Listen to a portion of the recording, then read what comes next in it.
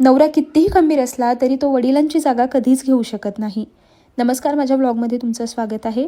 काल एकटीला बसने प्रवास करायचा होता, कारण मला माझ्या गावी एक महत्त्वाचं काम होतं.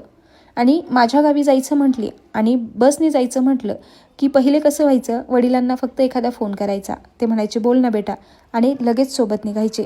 पण आता वडील नाहीत आणि त्यांच्या अनुपस्थितीत काही क्षण इतके जड वाटतात की शब्दही साथ देत नाहीत. माझा नवरा खूप खंबीर आहे, प्रत्येक परिस्थितीत माझ्या पाठीशी उभा असतो. पण काही कामं, काही प्रसंग असे असतात जिथे फक्त वडीलच हवे असतात, कारण ती जागा कधीच कोणी घेऊ शकत नाही. आम्ही दोघीच बहिणी आहोत, आम्हाला सख्खा भाऊ नाही आहे.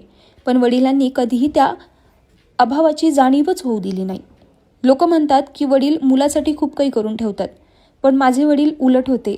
त्यांनी मुलींसाठी ते सगळं केलं जे जगातला कुठलाही वडील कदाचित कधीच करू शकत नाही.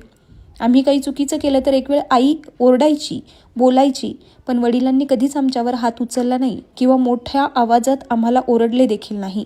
त्यांचं प्रेम, त्यांची शांती आणि त्यांच्या नजरेतला विश्वास आजही मनात जिवंत आहे. वडील हयात असताना अनेक गोष्टी करायच्या राहून गेल्या, काही क्षण शेअर करायचे राहिले आणि आज त्या सगळ्या गोष्टींची खंत मनात घर करून बसली आहे. पण मला खात्री आहे, जिथे कुठे माझे वडील आहेत तिथून ते आजही माझ्या प्रत्येक पावलावर लक्ष ठेवून आहेत. कारण काही नाती कधीच संपत नाहीत, ती फक्त त्यांचं रूप बदलतात.